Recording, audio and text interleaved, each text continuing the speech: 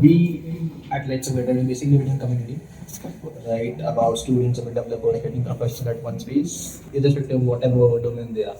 We are a part of this institution, so we basically focus on tech and we let out our spaces for communities to come and do these events, right? So we also host like guests like you can say give insights from the industry, the students, to the professionals, right? So I have a few questions that I'd like to ask, basically that could help budding entrepreneurs, students, professionals who are looking to take the same journey or something. Like Yeah. so, how did your journey as an entrepreneur begin, and what inspired you to start Gumroad? Basically, like Yeah, I mean, basically, I wanted to just build stuff. I wanted to build stuff, and software, basically has no operational cost.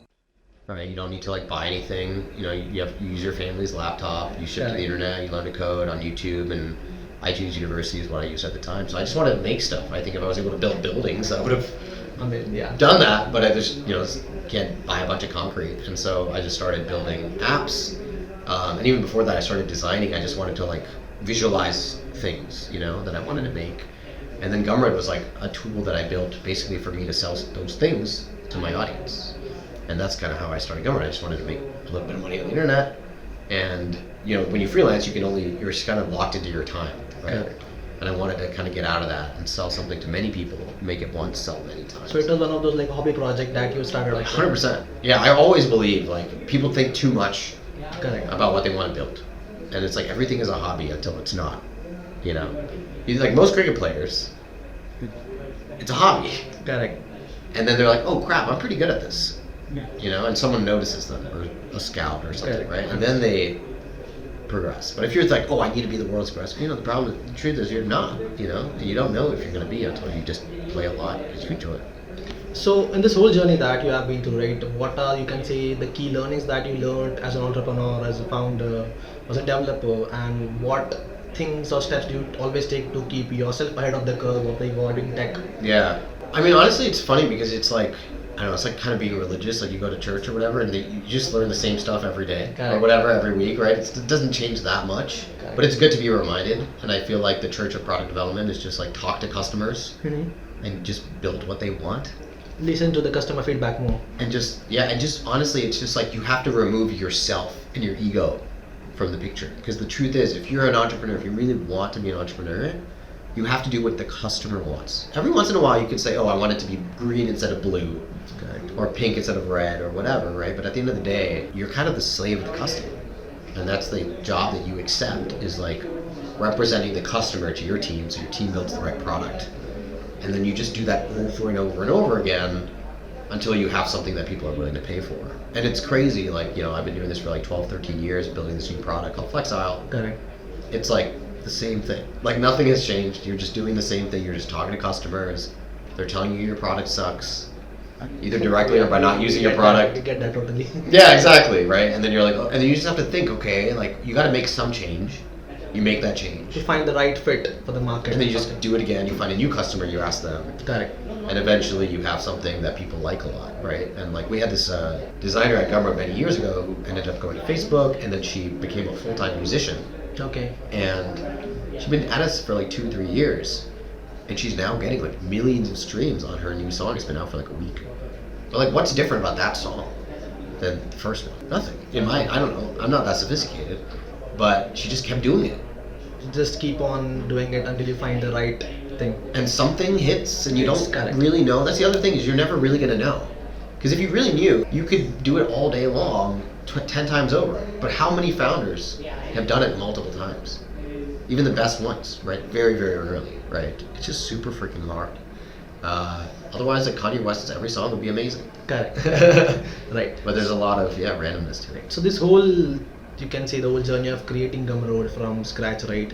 So I guess, of course, there's a lot of developers also involved, right, in shaping up the whole software or the ecosystem that you have built, right? So how do you see the role of developers when I talk about engineers shaping up the digital economy and making that connection between the creators and the people consuming the content? I guess. Yeah, because I got introduced to Gumroad a year back when I was just trying to see some PDFs or some templates which a lot of folks or the creators are sharing. That is how I got introduced to Gumroad, and then now I have been, I guess, a lot of things that I have bought on Gumroad now. It is like the go-to place for my all, like it's basically a repository now Yeah, for all the content awesome. that I would want. Right. So how do you think like developers are shaping the digital economy along with the creators?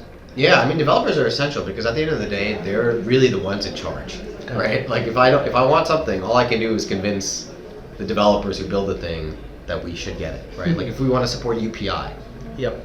we're gonna have to convince the engineering team Mhm. that this is worth doing. They can wrap their heads around it, look at the API, and actually build it. So that like there's three roles at Gumroad that are critical. There's like and it maps to building development too. It's basically the designers who are the architects, the engineers who are the structural engineers, and then the customer support people who are actually like maintain and deal with the customer feedback, right? But really, it's like the designers get to pick sort of like what it looks like. The engineers actually have to build it, and they're really the ones in charge of like what it does, right? Ultimately, the Gumroad is a bunch of code, Yep. and so they're essential. And they like we treat our engineers like product managers. Right? They really get to decide a lot of the functionality and the go-to-market strategy and all this stuff. So like on the same note, right, what qualities do you look in an engineer when you're like hiring talent at Gumroad specifically? Honestly, the fact like can they tell me what to do? Okay, they That's have the to give most you important advice, thing. like suggestions basically. Yeah, they have to take what I say and like improve upon it and then turn it into code. Correct. If you just do what I say, like we're gonna get into a car accident. I Like understand. I'm not that, you have to be the one who's like, hey, go this way, go that way. The You know, they're possibilities. smarter than I am about certain things. I'm good at certain things. They're really good at certain things, and it's the conversation. Like I used to tell the team, like Gumroad is not a speech; it's a conversation. Okay. Right. It's a two-sided thing. Exactly. And the dialogue, the feedback, is if you think Gumroad's a good design or a good product, it's that, climbing the cliff and like going up, that makes it really awesome. Not just me being like, this is the vision, and then everyone being like, cool, let's like get that vision done. Correct. So it's basically like the founder, like as you mentioned, open-mindedness or having that open mindset is very important to get thoughts of your developers or the team Exactly. to build a better system. Exactly. Right. What advice would you give to aspiring engineers or software devs or founders who are, you can say, starting the journey of startups or building some kind of, digital systems? Yeah. Just start really small. I think way too many people get this grand idea. Think they need to change the world. They see it happen to other people, and they forget that like everyone started like really tiny, just solving problems for like their mom. Yeah. Like a family calendaring app or like a to-do list or like that's. And people are like, oh, everyone's done that before. They want to do something new and different, but the truth is like there isn't that much new and different stuff that's valuable, right? Like. You can build a to-do list app that's really good for what you want, that's different than the 50,000 other things. Correct. Like there's 7 billion people on Earth, but you see one new human being, and you're like, I've never seen that human being before. It has to have something unique, but you could of course use the same thing. Yeah, and I think people get just too caught up in like, oh, I need to have like a human with 7 arms. It's different and weird. They want to do something so novel and different, and I think a lot of it comes from like an ego. But it's like, no, I want a human with a head. And, like you can, and even if you do that, it's going to be different. It's going to have your fingerprint on it. You're going to approach it differently. Correct. Right? That's just like if you, let's say you make a rap song, it's going to be different. Right? And it's just about making the rap song, not thinking about, oh, I need to be on stage with 50,000 people. And that's what will get you to freeze. So it basically get started with what you can, and then you can, just start small, basically. Yeah, lower the stakes, start small. Maybe that's writing blog posts instead of writing a book, building a little iPhone app instead of a website with a server and API and all this stuff.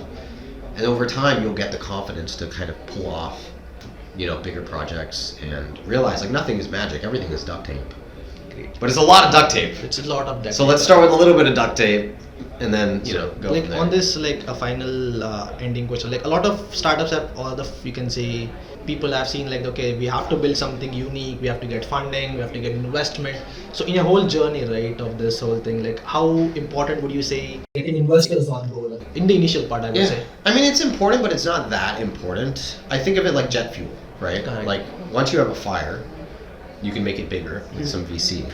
But VC is honestly easy to raise. Like people don't realize it's literally their job Correct. to give you money, Yes. to dump jet fuel on the fire, right? And so ultimately it's all about starting the fire, and that's the hard part.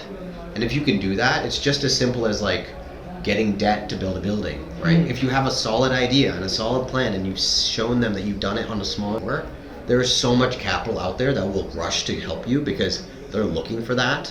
something crazy is happening or something like getting traction, so people VCs are always ready to put some 100%. fuel. 100%. But if you have nothing, You have to show something like concrete. If you Everyone have has- something unique that can impact. 100%.